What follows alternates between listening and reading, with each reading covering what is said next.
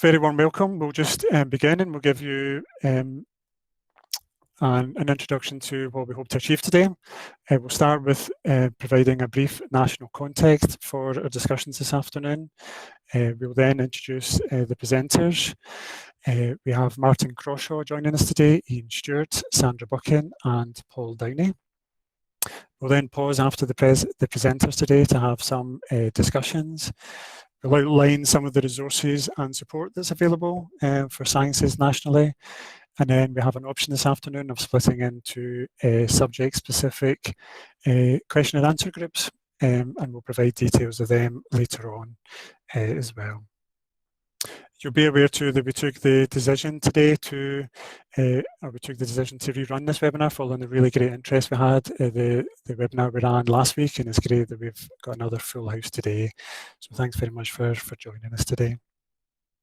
In terms of the national context, I thought it would be useful just to start by reviewing where we're at and some of the national context and guidance that's come out. Things are moving at such a swift pace, it's easy to miss out on some of these announcements. Many of you will already have seen the communication on the 3rd of June from Fiona Robertson, the Chief Executive at SQA. This contains further details about the process that's underway to award qualifications for this examination diet and to ensure we have fairness for candidates. The communication states that SQA are on track to announce results on the 4th of August this year, and I know our colleagues at SQA are working very hard on that just now. We know and appreciate that many of you will be very keen to get further details about plans for the qualification diet for 2020-21. Like you, I don't really have more information just now other than the information that's been shared nationally through the media. However, you know, that conversation is a very live discussion behind the scenes, and many of you will be represented at those discussions through your professional associations and your unions. And I can assure you that all of those involved in that decision do appreciate the importance of a timely decision and an announcement about the way forward. And again, as part of what we can do today, we can take any points from a session today and we can share them with key colleagues in Education Scotland and SQA and other places that are involved in those discussions.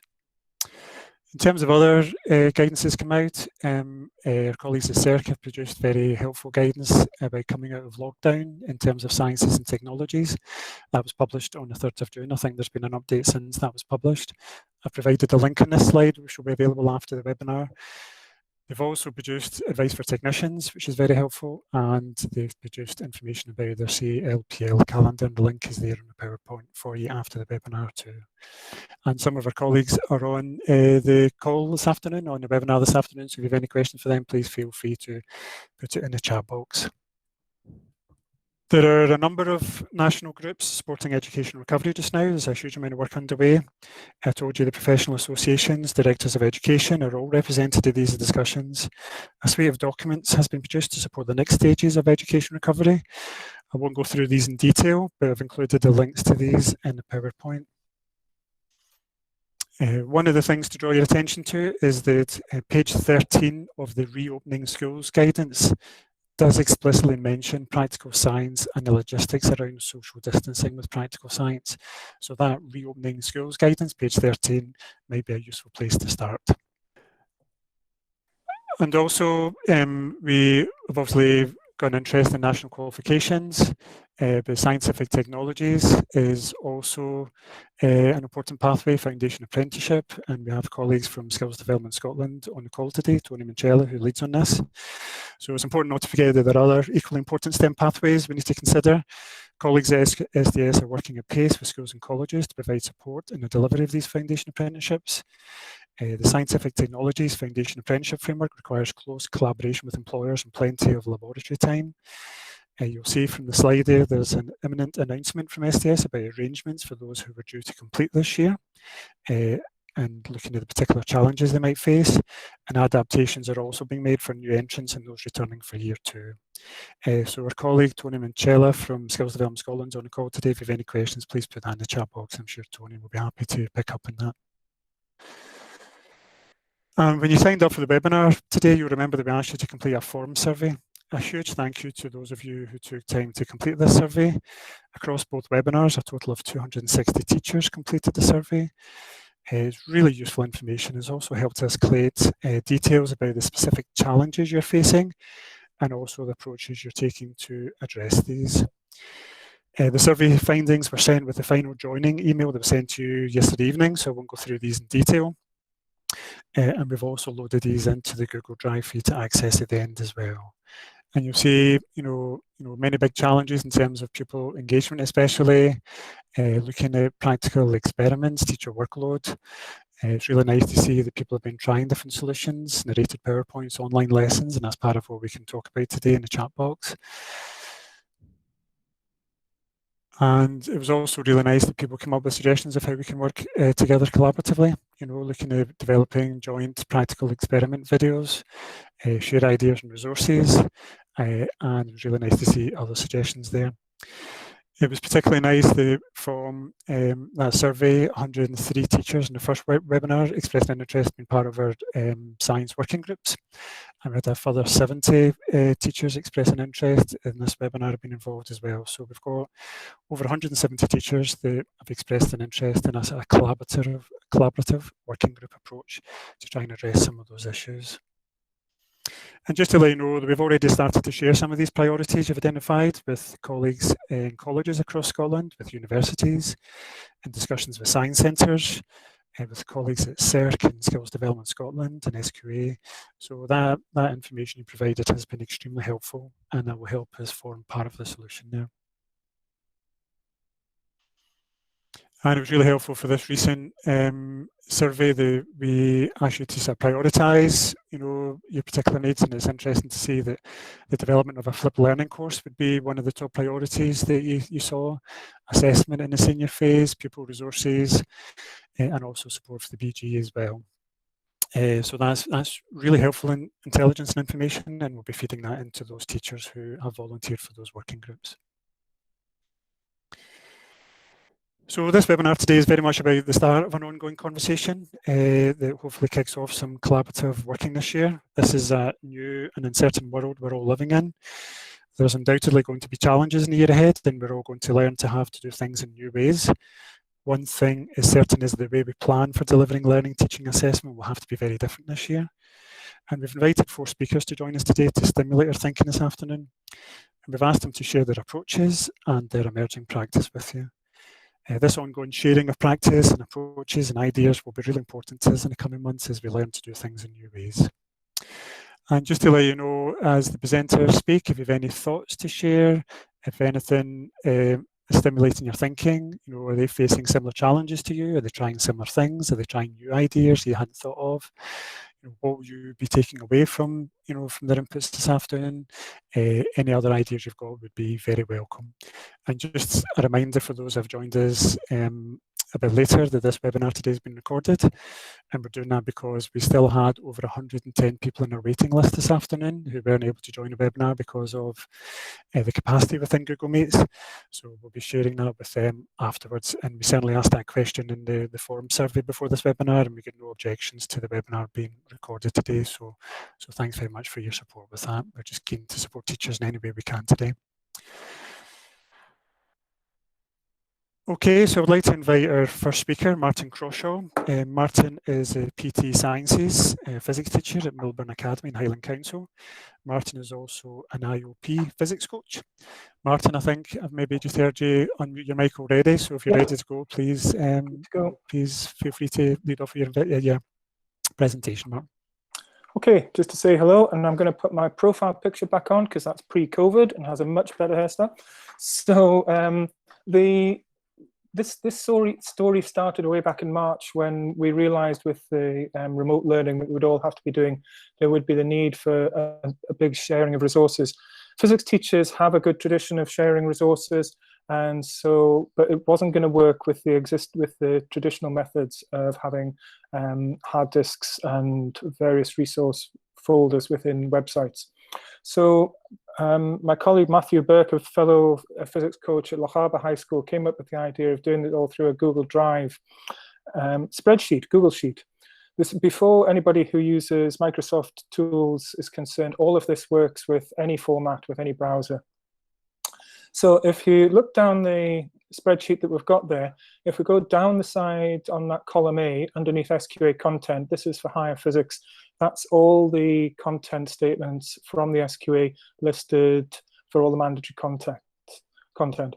Going across the 5 columns, what we did is we took the phases of any online learning in terms of you would want to introduce the topic, you'd want to give its context, any science setting. There would then be some interactive activity. It's physics, so we're going to do some calculations, or there would be some questions based on that. We then looked at the idea of diagnostic assessment, because unlike being in a classroom, you can't ask questions for understanding. So we're using either MS Forms or Google Forms to try and make sure that learners have some idea of whether they've understood and taken on board. And then finally, some sort of consolidation tasks, either providing more context or further questions.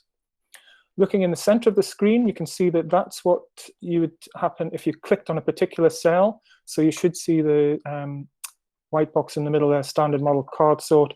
That would take you to a second tab that would open with a link to the new resource.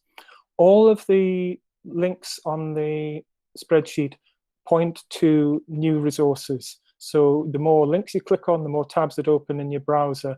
And the shortcut for the website for physics teachers is just down there at the bottom, and that's been pretty well advertised in Sputnik. Next slide, please, Janie. So we took a decision to use a spreadsheet rather than the existing resource websites. And the reason is that it's very quick to get access to these resources.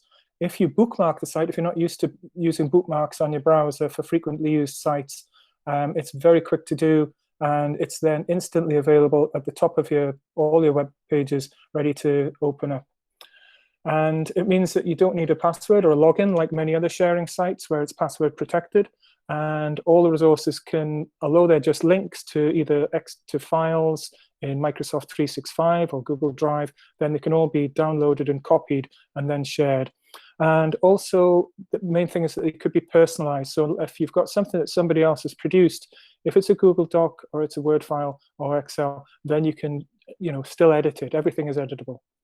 Then another good reason for having a spreadsheet version with links is that all the links point to the most recent version of the file. So the number of times that you may have shared a file either with a class or by email, and then realized, oh, I needed to change that. Any changes are live, and therefore the link points to the most recent version.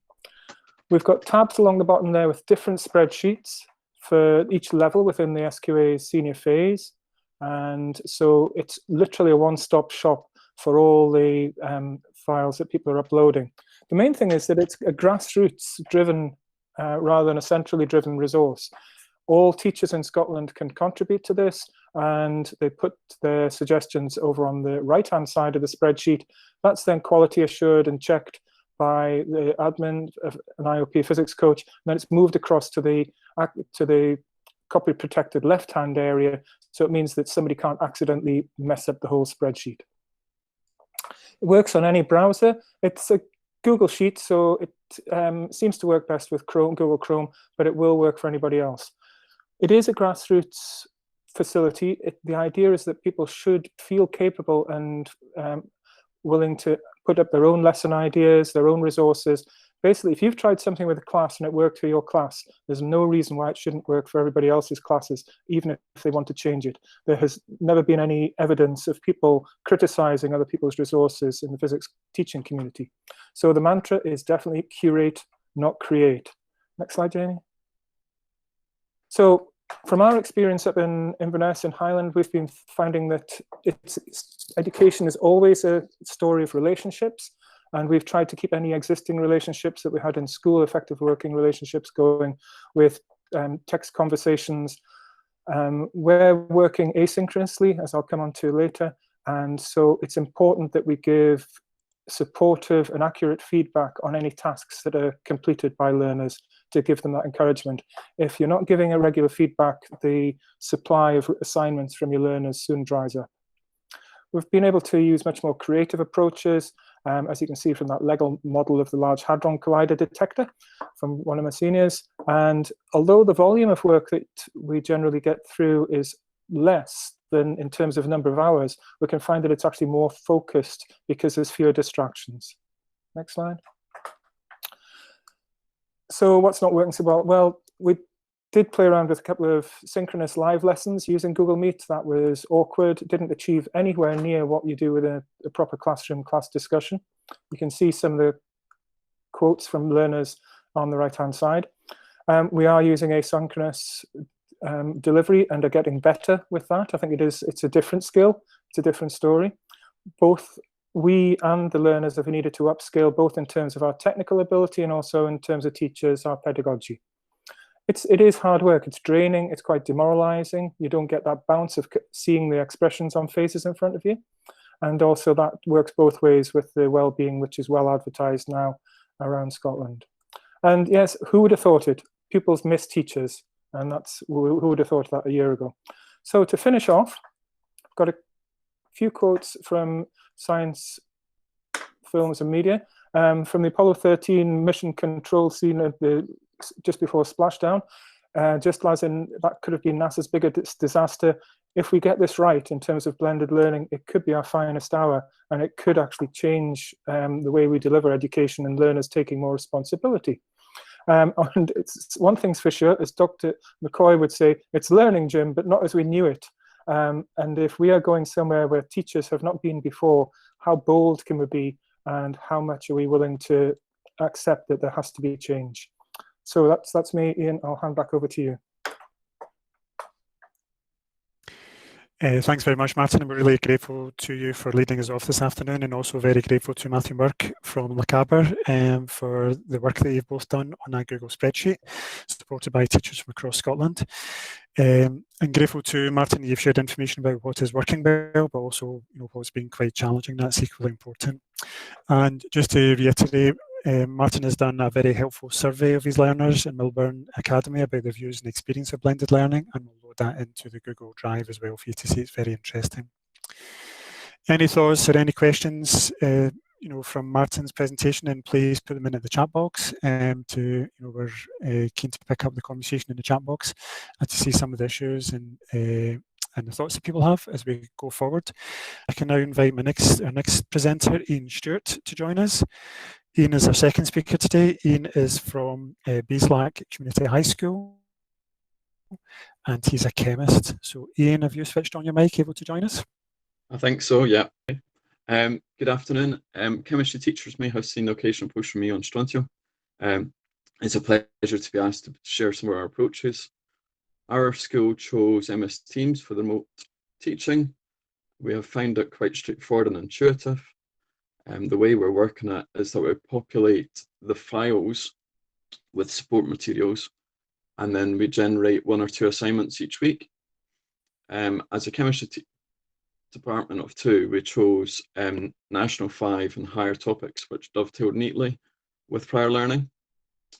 Additionally, the topics had kind of minimal practical activities. They didn't impact too much on the learning, so that the students could focus on developing skills and building up their knowledge.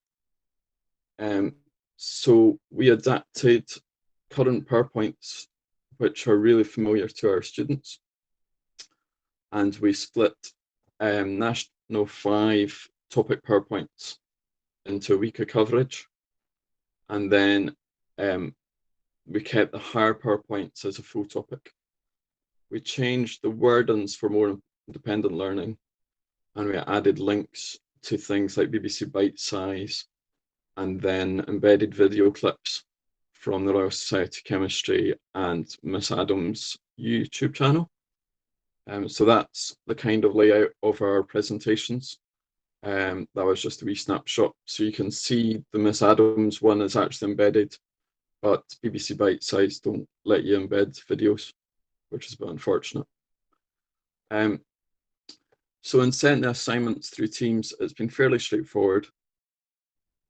We provide the students with the instructions to complete and which slides relate to the assignment. Even for more sort of research or sort of more ambiguous activities, we're still giving them a mark, which makes it a lot easier to measure. Some of the assignments have been typical in-class activities, so populating tables from PowerPoints, practicing naming and drawing structures, or practicing calculations or research tasks. Other activities have been adapted from our homework questions from End of Topics. Since they're based on SQA exam questions, they provide a robust evidence of understanding and skill development. We have at times found it a bit of a challenge for marking, but we are lucky that we're a small school, so we're only really dealing with about 40 students in National 5, almost 30 students at higher. Students are given thorough feedback in the comments box, and several have reviewed their work and resubmitted it. Although students are quiet on posts, some will seek support through email.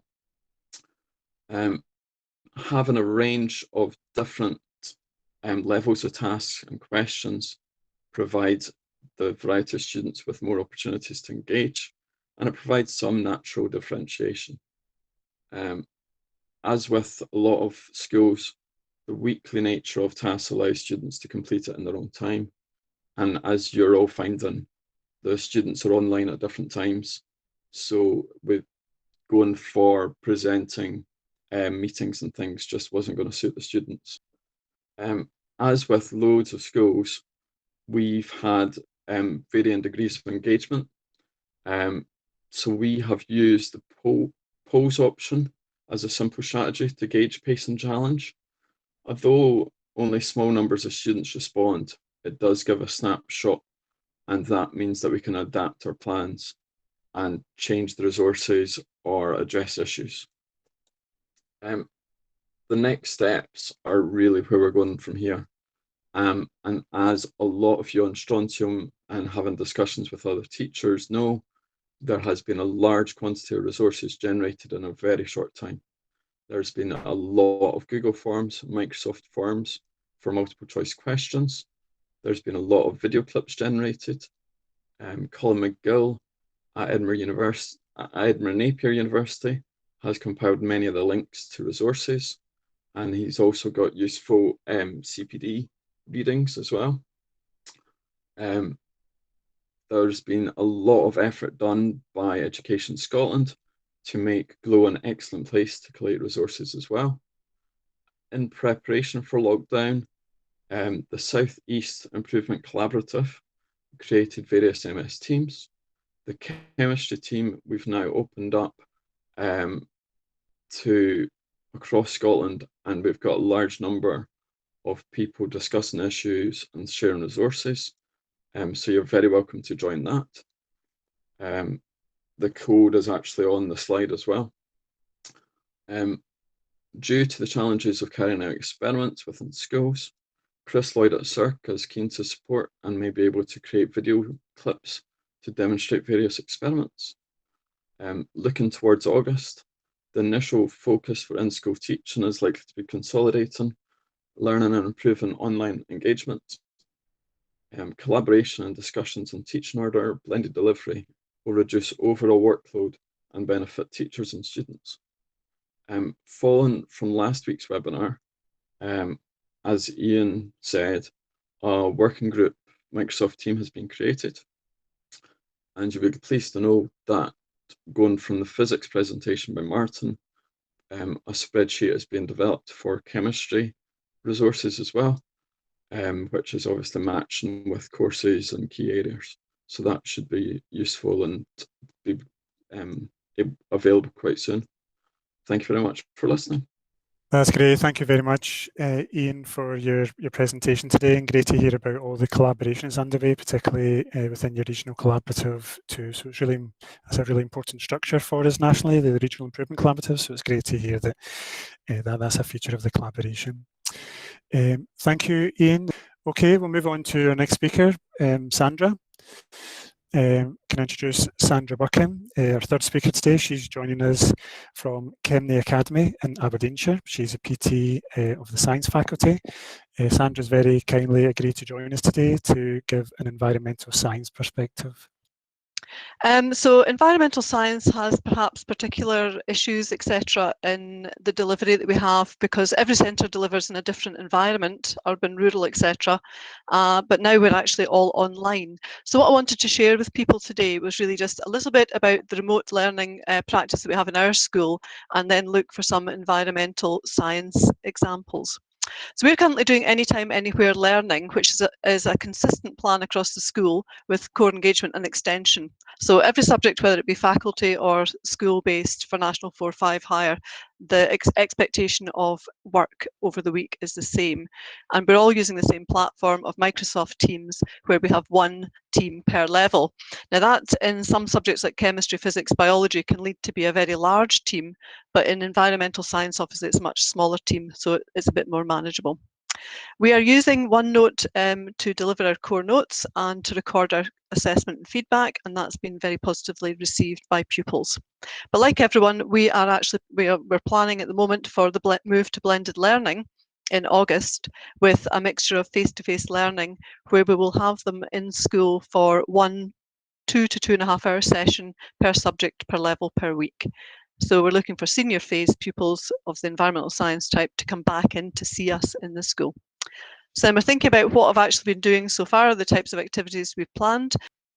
So activities that we've been developing at the school and thinking about, some more developed than others. We have been using team meetings.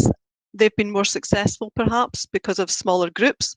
We've been using PowerPoints and discussion, so they are led by myself with the pupils coming in with questions at the end.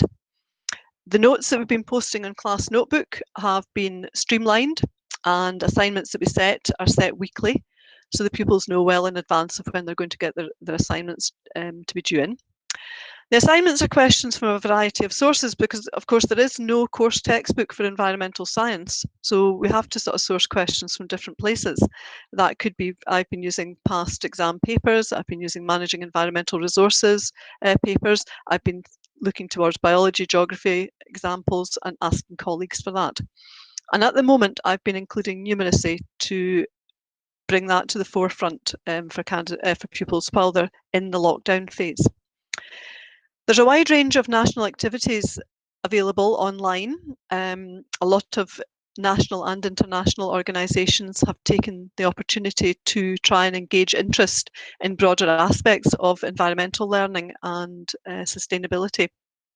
So examples that we've got, the Eco Schools programme is running the climate change workshops where pupils can actually log in themselves and follow a course of work independently.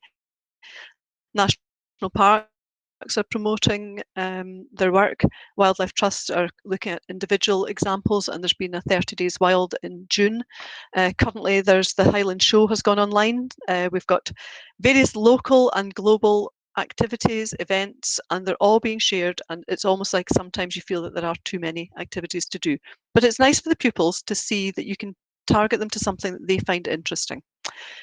How we're doing the tasks at the moment then, as well as the assignments, I'm looking at research and report tasks to try and develop the skills or to keep pupils' skills at a high enough level in the long answer structure, so to focus on the literacy. And generally we give them a 2-week turnaround for a task like that. So that's been quite handy for examples like looking at the biodiversity side of things, endangered species, invasive non-native species.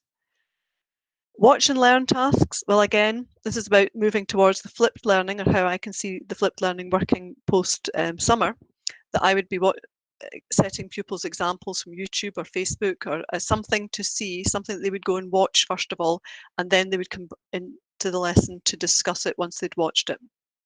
So I can see that as being something I'm going to move forward with. And outdoor learning tasks, well, that is the key thing. And the challenge for a subject like environmental is how do we take the outdoors indoors? That's the difficult bit. So we can't be there to demonstrate skills in outdoor field work. We can't be there to demonstrate exactly what they should be looking for. But what we can do is we can ask them to be observational. We can ask them to take pictures when they're out on their daily walks, and that they can post these as part of their assignments. So, and things that are going well so far, I've had more engagement with the higher class than with the National 4-5 class. I would say that was probably to be expected. I have a smaller group of higher and they're primarily S6 pupils. So they are much more engaged with learning and more willing to try something. The challenge will be to try and get the National 4-5 on board. Developing the notes for pupils through the OneNote, it has been good to make a more slimlined approach. I've come out back to environmental science after a couple of years of not being teaching it, so I have a whole lot of resources, and this has been a good chance for me to actually collate them all, slim them down, and make them much more pupil friendly. The opportunity for feedback using OneNote has been fantastic. You know, the verbal feedback that you can put on, or just the stickers and the bars, and pupils have really liked that. I think that's been a definite positive one. And the range of external activities, as I said, has been amazing and is continuing to expand, and hopefully post-August that will be maintained. So the topics I've been doing just now is I've focused the hires onto sustainability, looking at food security. I thought that was quite a relevant one that they could relate to at the moment with the COVID situation. And for the National 4-5, it was for a lot of my pupils have come from science in third year. They're not very scientifically minded at the moment, so the biodiversity topic has been much more accessible for them. In terms of development moving forward then, so looking towards the planning for next term, for August, I've had to think closely about differentiation for the tasks that we have as we move towards National 4 and 5. Extension tasks that I've been setting have been optional for the pupils, but as we move towards blended learning, I think we'll need to be monitoring them a lot more closely and making sure that pupils are being stretched and that those who are aiming for A's, B's are getting a suitable level of demand.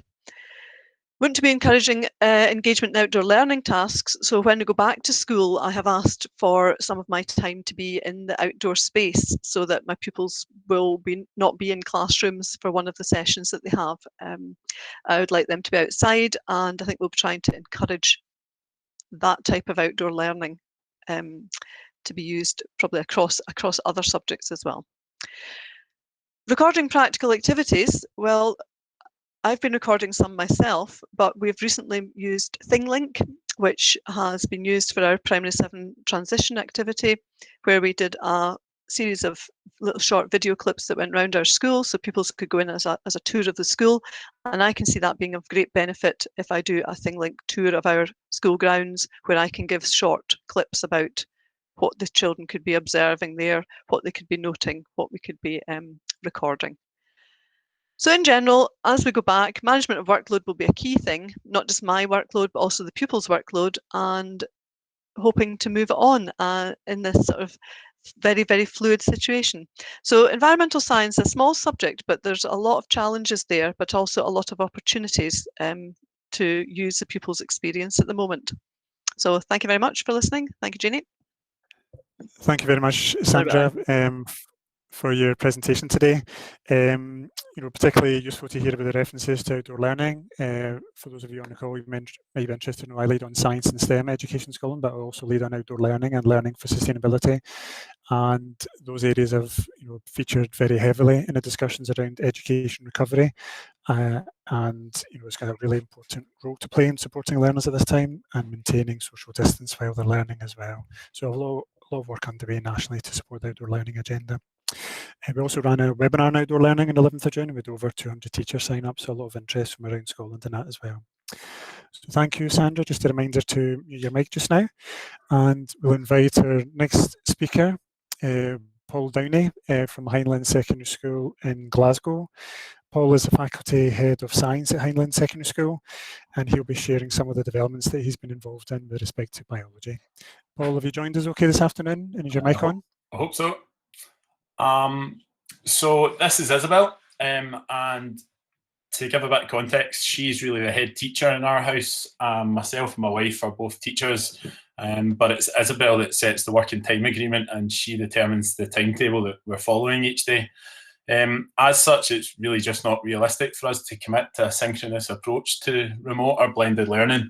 And that's even before considering the variations in home circumstances for the young people we'd be asking to tune in at specific times.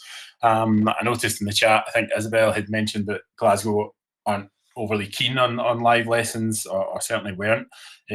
So we've so far we've really avoided that, and we're looking at an asynchronous approach, and that's kind of what we'll focus on this now. So it'd be difficult to talk about biology without referencing Darwin, especially when the situation we're teaching in is evolving as quickly as it is right now. And I think everyone's aware of the challenges we're facing, and I'm sure I'm not alone in having experienced a few wobbles over the past couple of months as a result of that. It's been hard. I think it will continue to be challenging in the coming academic year, but with those pressures certainly comes some opportunity too, I think. When we went into lockdown, different staff across the faculty were starting to use different virtual learning environments. Some were using Microsoft Teams, others were starting to explore Shobi, which had just been made available across Glasgow. And as exams get cancelled and SLT were collating pupil options online, we decided it was going to be important to agree a consistent virtual learning environment across the senior phase. Now, both Teams and Shobi absolutely have their own merits, as do other virtual learning environments, and I don't think it necessarily matters what one you choose, as long as there's some consistency across departments and probably ideally across schools as a whole. We chose Shobi in science, and I have to say we haven't looked back since we did that. As pupils started to populate these online classrooms, we started to look at structure and approach, and sharing responsibility for different levels and subjects across the faculty. Myself and my colleague Kath McManus took the lead on higher biology, and it's our approach which I'd like to share a wee bit more of today. So we've been anticipating about an hour and 50-minute block of contact time with higher pupils each week from August. So we're very much embracing a flipped classroom model, with pupils being provided key resources ahead of coming into the classroom to allow a more tutorial style of classroom-based learning. So pupils are going to be provided with the board note, if you will, ahead of the class, which will provide a kind of clear focus on the required knowledge, while a podcast-style lesson, which I'll come back to in another slide, hopefully will aim to fill the gap left by missing the conversations that are taking place inside the classroom that bring those core learning points to life.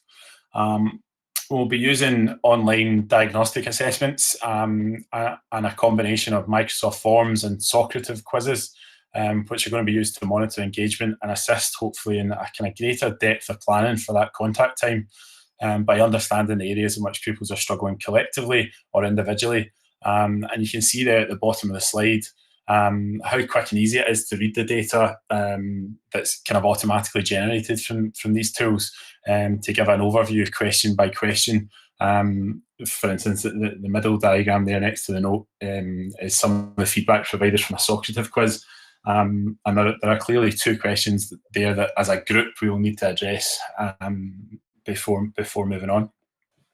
It's probably actually, before we kind of get to this, it's probably just worth mentioning that alongside those alongside those various assessments, we've been providing pre-recorded worked example videos to allow kind of better support and feedback for pupils without generating ongoing workload issues throughout the year, especially when trying to provide feedback to large groups of pupils remotely on an individual basis. And that's something that's been working well. And then also offering research tasks and extended response questions to go along with it. The Higher Biology podcast is just one part of this blended learning approach, and it's something that I've been sort of created, I guess, since the beginning of lockdown, and I've actually grown to enjoy doing. Basically, an episode will be available for each key area of the course, and it will include input from leading experts across the country and beyond, who frankly are far more interesting to listen to than me.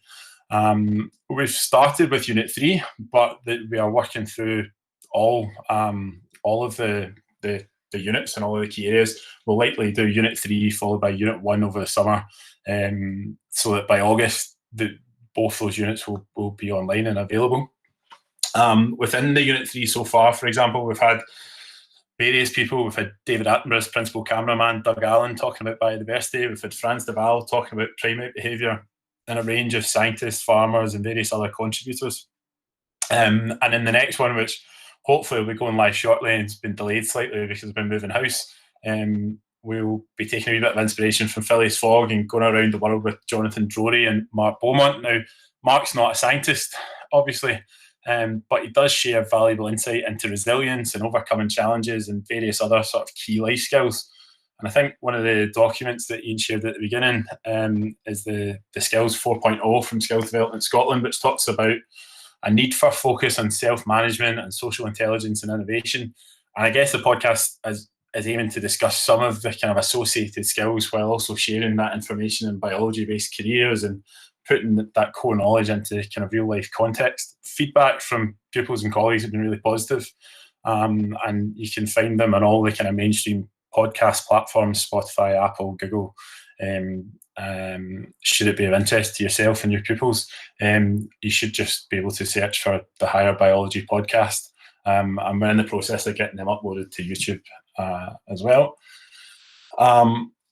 Within Shobi, down the right-hand side there, you see just an example of the ability to leave very quick and simple voice notes to pupils when leaving feedback.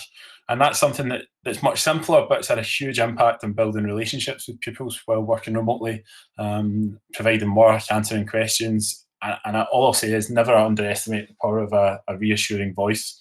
It's been so important for many young people. So where are we going? I guess to sum up, we're flipping the classroom, and to try and do that as effectively as possible, we're building a teacher pack, if you want, with easily available resources, which we're starting to collate and in some places create when we find gaps that are missing. We've now got a wee development group up and running with a number of colleagues across Glasgow and the West Partnership, and that's actually started to open up now beyond that as well. And if anyone thinks they can make a positive contribution to it, please get in touch. I'd love to hear from you and get involved. We've not only got colleagues contributing resources or creating resources, but there are some colleagues simply just joining in on a sort of quality assurance basis, and quality assurance resources now too is part of that. And at some point, once we've kind of got the initial resource packs together, we're going to hopefully have a wee look at some assessment and doing a wee look at that as well. Once that's completed, we're going to share the resources as widely as with anyone that's interested and make them freely available, and hopefully can help ease some of the concerns around the sort of coming academic year, and that they'd hopefully be of benefit beyond what we're going through this now. I think whatever challenges continue to come, I guess the hope is we just come out of this stronger than we went into it, and that's certainly, I think, been the message from the beginning. So it is all about sharing good practice and that spirit, following on from the first of these STEM Nation science webinars, which took place last week. We've also taken Martin's Institute of Physics spreadsheet, are in the process of adapting it for biology and human biology. And it will work exactly in the same way that Martin described so clearly earlier on. And we hope to have that available online to share next week sometime. And we'll not only allow resources, obviously, from the development group to be shared, but actually for others to contribute on an ongoing basis, and for those resources to be collated and shared. It was certainly, I think, a couple of people had already asked if somebody had already asked if it was a similar thing for biology. So I guess this is the sort of ta-da moment. And again, it will be as strong as the group that contributes to it.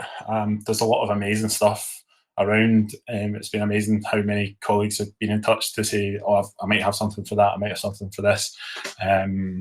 So it's very much just a platform to make things readily available, and we've certainly over the last sort of 24 hours already started to put a lot of the structure in place in terms of recreating it for biology, thanks to Martin and the guys who'd already set it up. So once that's finished and it's ready to use, we'll get it shared and people can start accessing and contributing the resources on that.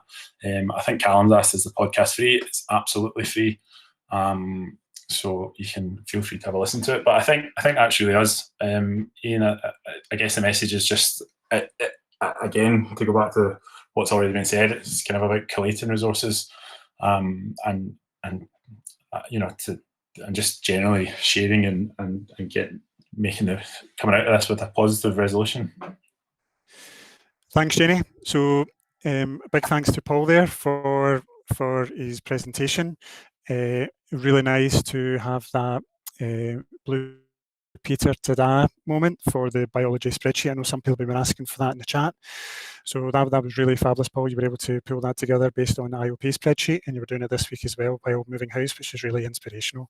And I know you've had a lot of interest in the chat box about the podcast idea as well. I think that's a really good example of collaboration, across sectors between yourselves, but also involving university colleagues. And we have people today from the Royal Society of Chemistry, the science centres, universities, colleges, are all very keen to work with schools to support this blended learning model. So hopefully we can build on that further as we go forward. So a big thank you, Paul, and just a reminder for you to mute your mic. So just in summary, folks, this COVID situation means we'll need to transform our learning, teaching and assessment. We'll need to learn to do things in new ways. As we said at the beginning, we'll need to develop new ideas and approaches and learn as we go.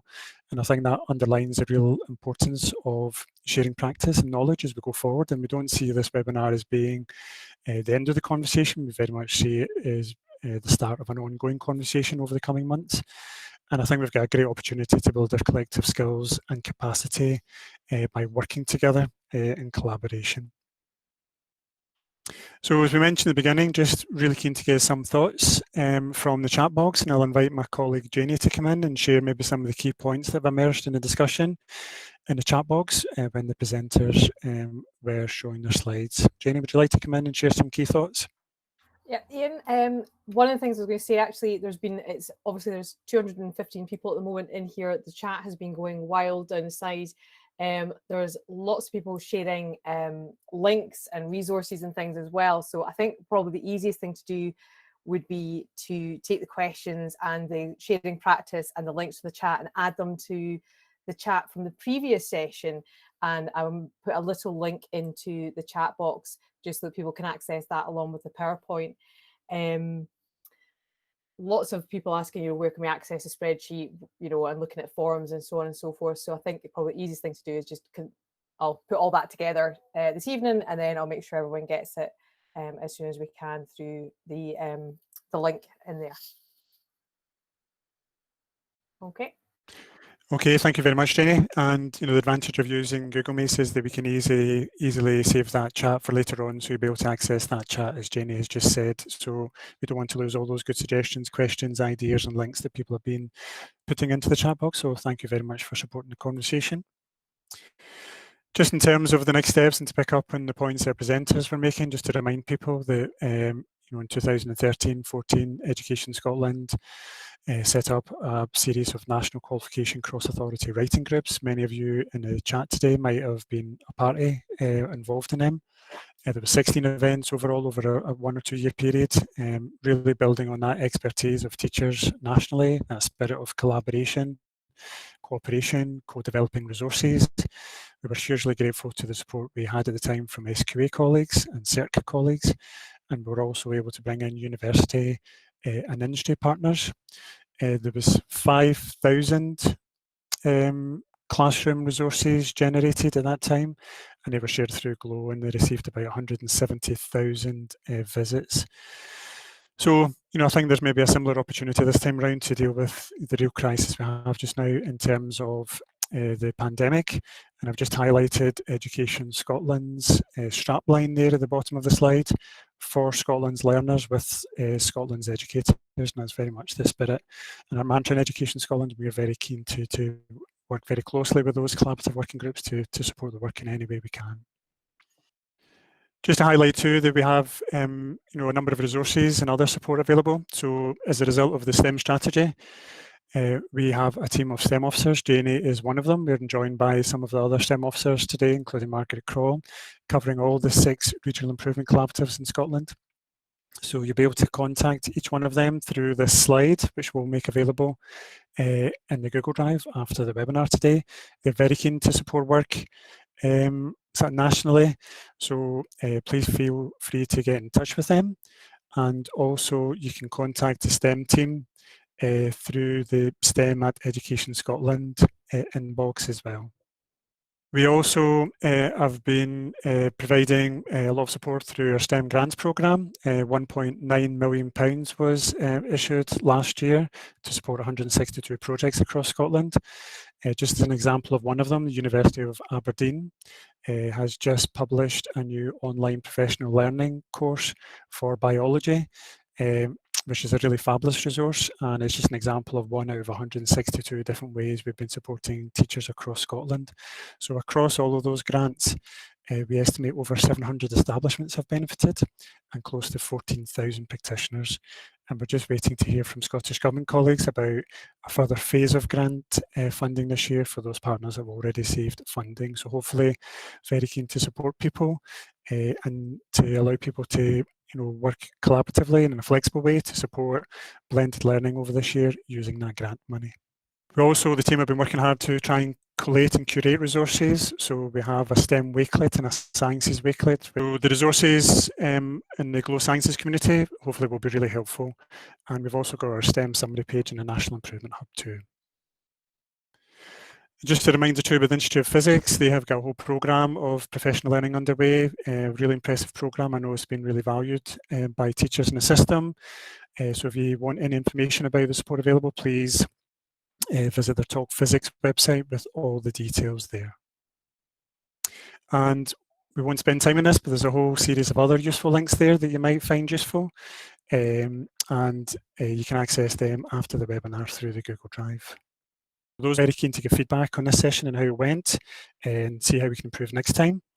Janie will also post a link to that evaluation in the chat box so you can access it directly. And it might be, I can see she's done that already, and it might be an idea for everyone just to take a note of that link and open up a new browser tab and paste it there so you've got it handy as soon as the webinar closes. We've also got the link there, Janie's done it too, the PowerPoint and the documents from this webinar are available through the Google Drive, and there is a link in the chat box as promised, and you might want to take a copy of that while you can.